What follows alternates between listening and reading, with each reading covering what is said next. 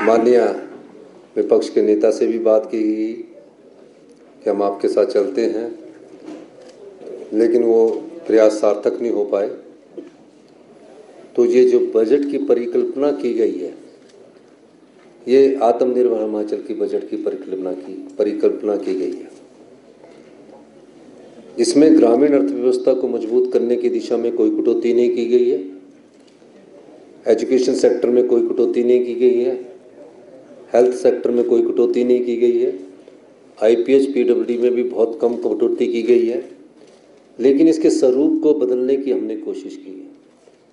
गांव के किसान के हाथ में पैसा जाए, गाय पालक के हाथ में पैसा जाए, और निश्चित रूप से ग्रामीण अर्थव्यवस्था को मजबूत करने की दिशा में ये बजट एक महत्वपूर्ण कदम होगा। परिस्थितियां जो भी हो, इन परिस्थितियों का हमें सामना करना है। प्रदेश अपनी संपदा के कारण बहुत अमीर प्रदेश है। घने जंगल है, बहती हुई नदियां हैं, साफ हवा है। लेकिन क्या इस संपदा में हमारे अधिकार है कि नहीं है, ये आज चिंता का विषय है। जिस संपदा से, चाहे एसजेवीएनएल है, चाहे एनटीपीसी है, चाहे एनएचपीसी है, जिस पानी से वो एसजेवीएनएल जो हमारे ही पानी से 67,000 करोड़ रुपए की कंपनी होगी, हमारा बजट आज महज घटकर 54,000 कुछ करोड़ का रह गया। मेरा ये मानना है कि हमारे मंत्रिमंडल के सभी सदस्यों ने मेहनत की, हमारे अधिकारियों ने मेहनत की, और बजट के स्वरूप को जब मैं अंतिम रूप दे रहा था तो मैंने इस बजट के स्वरूप को खुद अंतिम रूप दिया और अपने बजट का आंकलन ये किया कि मुझे किस दिशा में आगे बढ़ना है। हमने जो योजनाएं लाई हैं उसमें आम आदमी को उससे मदद मिलेगी, मछली उत्पादक को उससे मदद मिलेगी। अब एक मछुआरा सुबह 4 बजे जाकर पौंग में मछली पकड़ता है, बिलासपुर के बीबीएमबी में मछली पकड़ता है, नदी के किनारे मछली पकड़ता है, उससे हम 15% रॉयल्टी लेते थे।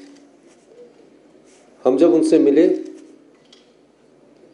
हमारे मंत्रिमंडल के 2 सदस्य धर्मानी जी और भवानी पठानिया जी ने उनसे चर्चा की, तो उनकी जब आर्थिक हालत को देखा गया, चाहे बिलासपुर में था, चाहे फतेहपुर में था, चाहे ज्वाली में था, चाहे देरा में था, चाहे नदौन में था, जो भी नदी के किनारे शहर बसे हैं, तो उनकी आर्थिक दशा में कोई सुधार नहीं हो रहा था।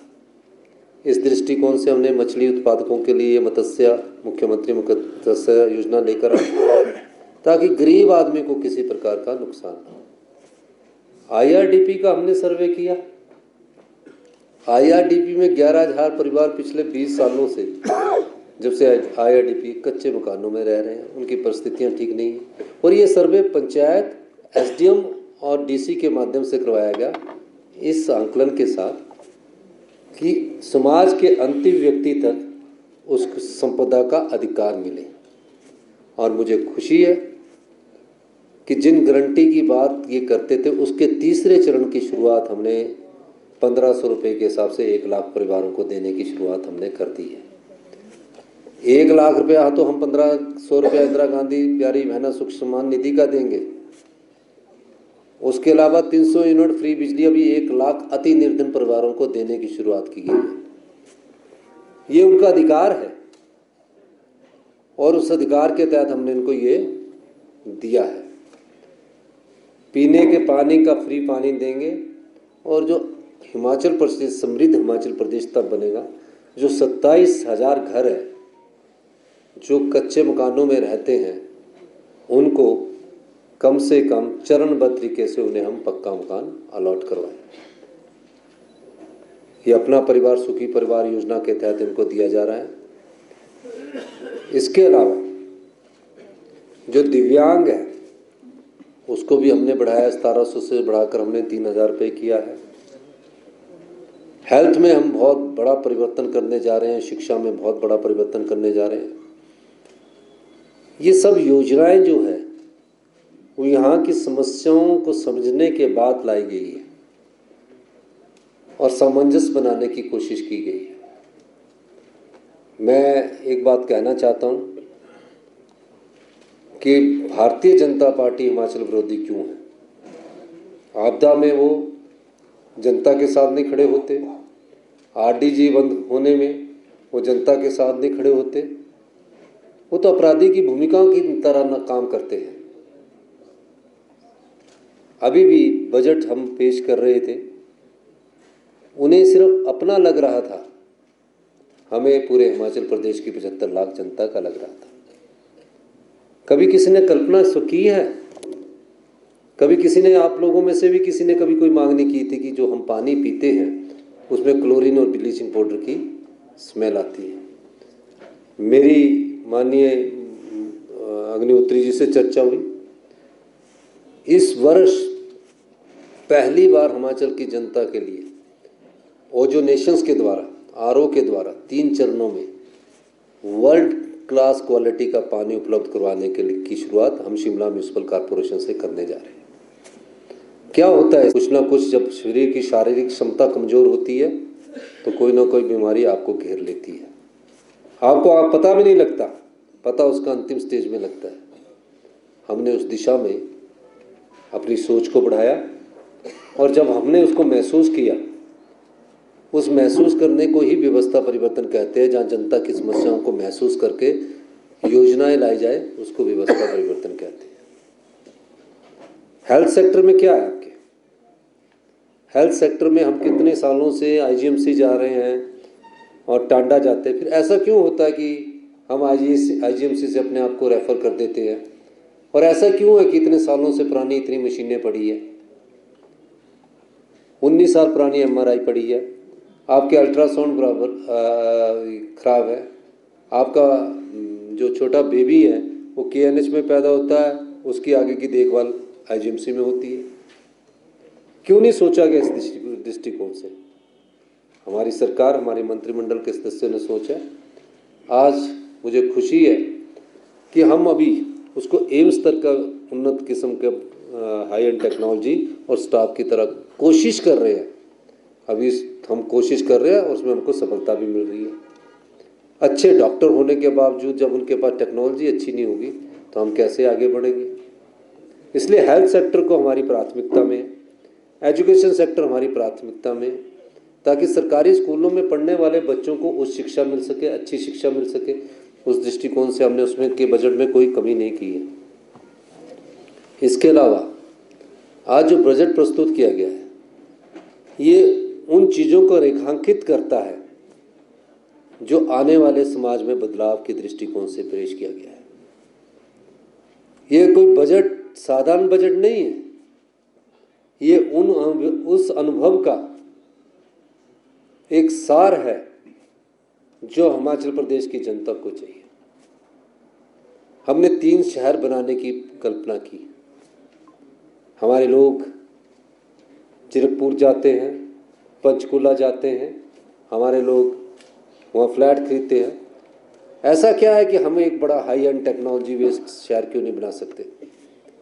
अभी हमारे पास हिम चंडीगढ़ के लिए हमने 10,000 बीघा जगह जो हाउसिंग बोर्ड के नाम कर दी है। 10-10 हज़ार बीघा के हम 3 शहर बनाएंगे जहाँ हिमाचली लोगों को भी उसमें रियायती दर पर मिलेंगे। और पर उस सारे जो शहर होंगे, ये कोई एक सरकारी कार्यालय नहीं बनाएगा इसको, वर्ल्ड क्लास कंसल्टेंट इसके लिए नियुक्त किए जाएंगे। सारा इंफ्रास्ट्रक्चर उनके माध्यम से किया जाएगा। प्लांट सिटी बनेंगे, किस एरिया में क्या बनना है, उस दृष्टि से 3 वर्ल्ड क्लास सिटीज़ की कल्पना हिमाचल प्रदेश में की गई है। कई लोग मिलते हैं हमें कि हमने हिमाचल में लैंड खरीदनी है या फ्लैट बनाओ, कई लोग इसकी इंक्वायरी करते हैं। ये जो 3 शहर बनेंगे इससे हमारी इकॉनमी ग्रो करेगी और इतनी इकॉनमी ग्रो करेगी कि हम लोगों को किसी के ऊपर निर्भर रहने की जरूरत नहीं है। आज कुछ हमने फैसले किए हैं, इतिहास में हमने कुछ पहली बार ऐसा फैसला किया कि अधिकारियों की भी सैलरी पर कट लगा है। मैं धन्यवाद करूंगा सभी अधिकारियों का, सभी कर्मचारियों का, बेचारे जो इस गंभीर वित्तीय स्थिति में हमारे साथ खड़े हैं, लेकिन हमने जिसकी आय के साधन सीमित है, चाहे वो क्लास 3 है, चाहे क्लास 4 है, या हमारे रिटायर्ड पूर्व पेंशनर्स हैं, उनको किसी प्रकार का कट नहीं लगाया। 6 महीने के भीतर हम बहुत कड़े और ड्रास्टिक फैसले करेंगे और 6 महीने के भीतर हमारी सरकार का ये प्रयास रहेगा कि हम हिमाचल प्रदेश की जो आत्मनिर्भरता की नींव पड़ चुकी है, जो कि इकोनॉमिक सर्वे में आपको नज़र आ चुका है, हमारी पर कैपिटा इनकम 2,83,000 हो चुकी है, उसमें कोई कमी ना लाई जाए और उसके लिए हम सबको मिलकर एकजुटता से काम करना होगा। ये क्यों हमारी इकोनॉमिक सर्वे में हमारा ये जो 2 पर कैपिटा इनकम भी बढ़ी, ये इसलिए बढ़ी क्योंकि हमने ग्रामीण अर्थव्यवस्था को मजबूती दी, पर्यटन को मजबूती दी, इससे हमारे ट्रेजरी में पैसा आया। और ये जो सब चीज़ें हम कर रहे हैं, ये राजनीतिक लाभ के लिए नहीं कर रहे हैं। भारतीय जनता पार्टी सामने वाले तो खुश हो रहे होंगे, लेकिन वो हिमाचल विरोधी भाजपा है, ये सोचने की बात है। जो आरडीजी है वो हमारा अधिकार नहीं है, वो जनता का अधिकार है। 1952 से मिल रही थी, पिछले 77 साल से मिल रही थी, उसमें सहयोग करने के लिए जाने को तैयार नहीं है। एक किसी के एमपी की और किसी एमएलए की सपोर्ट में मिल जाए कि आरडीजी के लिए किसी ने कोई मांग पत्र दिया हो। वो मुख्यमंत्री साहब ने कहा कि आप अगर आपने कोई चिट्ठी दी है तो रख दीजिए, अब कल को चिट्ठी ला के रख देंगे तो राजनीतिक होगी। तो ये जो हिमाचल विरोधी भाजपा ने अपना जो रुख अख्तियार किया है, ये निंदनीय है।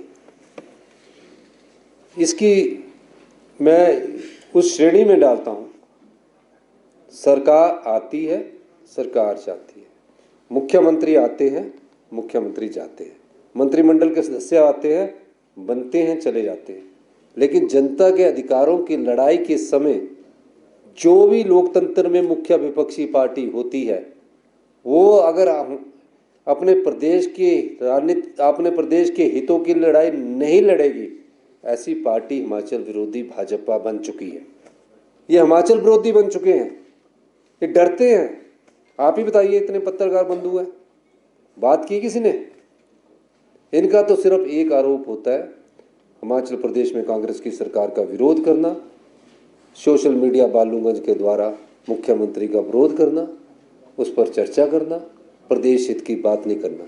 ये जो मैंने आज फैसला किया है, ये मैंने कोई राजनीतिक लाभ के लिए फैसला नहीं किया है कि मुझे इससे राजनीतिक लाभ होगा। ये फैसला प्रदेश हित में किया है, प्रदेश को आत्मनिर्भर बनाने के लिए किया है, और मेरा दृढ़ निश्चय है और मैं कृत संकल्प हूँ, हम 6 महीने में व्यवस्था परिवर्तन के द्वारा आत्मनिर्भर की जो राह पिछले 3 वर्षों से हमने पकड़ी है, उस दिशा में हम तेजी से आगे बढ़ेंगे और हम इस चुनौती का सामना युद्ध की तरह करेंगे और इस चुनौती को पार पाएंगे। यही मैं कहना चाहता हूं, क्योंकि बजट में आपने बहुत कुछ सुन